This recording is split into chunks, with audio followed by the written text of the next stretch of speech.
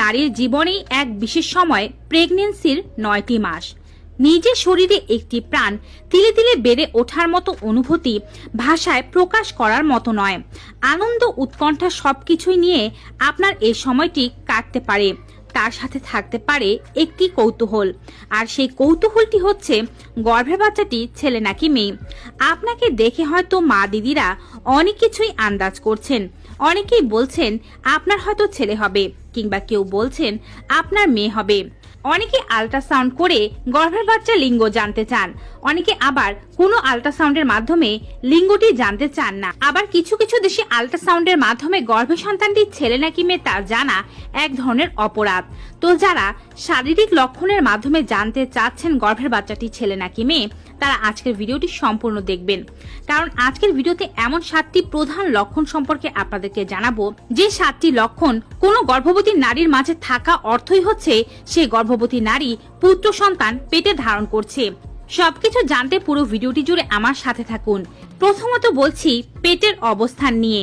পূর্বের মানুষেরা বা ঠাকুমা পিসিমারা একটা ধারণা পোষণ করতেন, তা হচ্ছে পেটের অবস্থান দেখে তারা বলে দিতে পারতেন গর্ভের বাচ্চাটি ছেলে নাকি মেয়ে।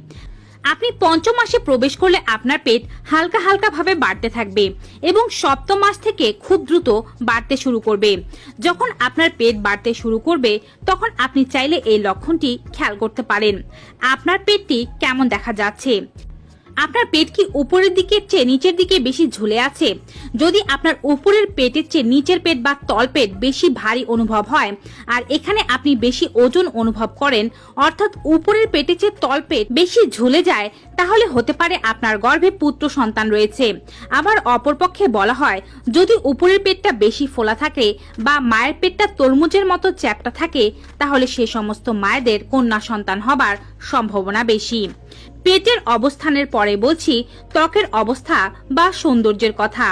মনে করা হয় বা প্রচলিত ধারণা রয়েছে যে যখন কোনো মায়ের পুত্র সন্তান পেটে থাকে তখন মায়ের সৌন্দর্য বেড়ে যায়, কারণ পুত্র সন্তান মায়ের সৌন্দর্য চুরি করতে পারে না, তবে কন্যা সন্তান মায়ের সৌন্দর্য চুরি করে নেয়, যার ফলে মায়ের মুখে ব্রণ ও মেস্তা হতে দেখা যায়। তবে এই ধারণার দ্বিমত আছে। কিছু কিছু ক্ষেত্রে বলা হয় যে মায়ের মুখে যদি কোনো ধরনের মেস্তা ব্রণ না থাকে তাহলেই মায়ের মেয়ে সন্তান হয়, আর পুত্র সন্তান হলে মায়ের মুখে মেস্তা ব্রণের পরিমাণ আরো বেশি বেড়ে যায়। তো আমি এই বিষয়ে কোনো মন্তব্য প্রকাশ করছি না। আপনাদের কাদের মধ্যে কোন ধরনের ঘটনাগুলো ঘটছে, বা যারা ইতোমধ্যে সন্তান প্রসব করেছেন তাদের আসলে কি লক্ষণ দেখা দিয়েছিল, তারা অবশ্যই নিচের কমেন্ট বক্সে জানিয়ে দেবেন। ত্বকের বিষয়টি সম্পর্কে 100% শিওর ভাবে না বলা গেলেও 100% শিওর ভাবে বলা যেতে পারে চুলের পরিবর্তন।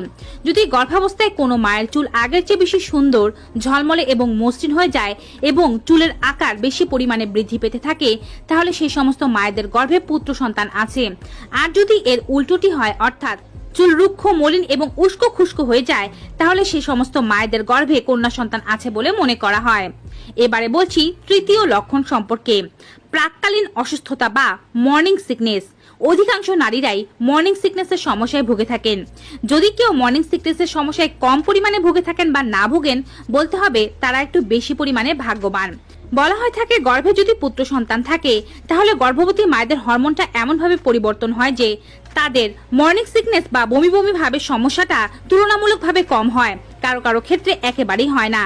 তবে গর্ভে যদি মেয়ে সন্তান থাকে হরমোনের প্রভাব বেশি পরিমাণে বেড়ে যায়, যার ফলে গর্ভবতী মায়েদের সকালের অসুস্থতা বেশি পরিমাণে অনুভব হতে পারে। যে সমস্ত মহিলারা সকালবেলা তেমন অসুস্থ অনুভব করেননি তাদের পুত্র সন্তান হয়েছে, আর যারা সকালে অনেক বেশি মর্নিং সিকনেস বা বমি বমি ভাবের সমস্যা অনুভব করেছেন তাদের কন্যা সন্তান হয়েছে। এবারে বলছি চতুর্থ লক্ষণ, বাচ্চার মুভমেন্ট বা নড়াচড়া। ছেলে সন্তান কম নড়াচড়া করে, কিন্তু মেয়ে সন্তান হরমোনের কারণে ছেলের তুলনায় অধিক বেশি নড়াচড়া করে, যার ফলে মায়ের পেটের আকার ও আকৃতি পরিবর্তন হতে পারে এবং কখনো সুন্দর এবং কখনো অদ্ভুত লাগতে পারে। নিশ্চয়ই আমার বলা এই কথাটি আপনারা ভালোভাবে বুঝতে পারেননি, এখন বুঝিয়ে দিচ্ছি। জন্মগতভাবে প্রত্যেকটি সন্তানই শক্তিশালী নয়। ছেলে সন্তানরা কম শক্তিশালী, কারণ তারা XY ক্রোমোজোম দিয়ে গঠিত। মেয়ে সন্তানরা বেশি শক্তিশালী হয় পেটের ভেতরে, কারণ তারা XX ক্রোমোজোম দিয়ে গঠিত। গর্ভের ভেতরে ছেলে সন্তানরা কম নড়াচড়া করতে পারে, তবে তারা লাথি অনেক বেশি মারে, কারণ তারা একটু চঞ্চল প্রকৃতির হয়। মেয়ে সন্তানরা গর্ভের ভেতরে অনেক বেশি নড়াচড়া করলেও তারা ছেলেদের মতো ততটা কিক মারে না। মেয়ে সন্তান পেটে থাকলে এজন্য পেটের আকার ক্ষণে ক্ষণে পরিবর্তন হয়, তবে ছেলে সন্তান পেটে থাকলে পেটের আকার ক্ষণে ক্ষণে পরিবর্তন হতে দেখা যায় না। পঞ্চম লক্ষণ, মুখের স্বাদ। মুখের স্বাদ আপনার কেমন পরিবর্তন হয়েছে? আগে আপনার কোন ধরনের খাবার খেতে ইচ্ছে করত? আগে বলতে বোঝানো হয়েছে গর্ভধারণের পূর্বে। আর এখন কোন ধরনের খাবার খেতে ইচ্ছে করছে? বলা হয়ে থাকে গর্ভে যদি পুত্র সন্তান থাকে সেই সমস্ত মহিলারা অধিক পরিমাণে টক ঝাল জাতীয় খাবার খেতে পছন্দ করে থাকেন। আর গর্ভে যদি কন্যা সন্তান থাকে সেই সমস্ত মহিলারা অধিক পরিমাণে মিষ্টান্ন জাতীয় খাবার খেতে পছন্দ করে থাকেন। তো আপনার কোন ধরনের খাবার খেতে ইচ্ছে করছে এবং আপনি কোন ধরনের সন্তান আশা করছেন তা অবশ্যই কমেন্ট বক্সে একটু জানিয়ে দেবেন। ষষ্ঠ লক্ষণ হচ্ছে স্তনের আকার। বয়সন্ধিকালে প্রত্যেকটি নারীরই স্তন বড় হতে শুরু করে এবং নারীরা খেয়াল করে থাকেন যে তাদের দুটো স্তন কিন্তু একই রকম হয় না। একটি স্তন আরেকটি স্তনের চেয়ে আলাদা কিংবা ছোট বড় হয়ে থাকে। গর্ভাবস্থায়ও এই পরিবর্তনটি দেখা যেতে পারে। যদি দেখা যায় যে আপনার ডান পাশের স্তনটি বাম পাশের স্তনের চেয়ে আকারে বেশি পরিমাণে বৃদ্ধি পেয়েছে, সেখানে সংবেদনশীলতা একটু বেশি পরিমাণে রয়েছে, তাহলে আপনি ধরে নিতে পারেন আপনার গর্ভে একটি ফুটফুটে পুত্র সন্তান আছে। যদি এর উল্টোটি হয়, অর্থাৎ ডান পাশের স্তনের চেয়ে বাম পাশের স্তন বেশি পরিমাণে ফুলে যায় এবং সেটি বেশি পরিমাণে স্পর্শকাতর হয়ে যায়, তাহলে হয়তো আপনার একটি ফুটফুটে কন্যা সন্তান হতে চলেছে। যদিও অধিকাংশ নারীরা বলে থাকেন তাদের ডান পাশের স্তনের চেয়ে বাম পাশের স্তন একটু বড়, তবে গর্ভাবস্থায় এই পরিবর্তনটি আপনি লক্ষ্য করতেই পারেন। সর্বশেষে বলছি বাচ্চার হার্ট রেটের কথা, যেটি সম্পর্কে সবাই কম বেশি জানেন। বলা হয়ে থাকে যে গর্ভাবস্থায় যদি কোনো শিশুর heart rate 140 beat per minute বা তার চেয়ে কম থেকে থাকে তাহলে সেটি পুত্র সন্তান।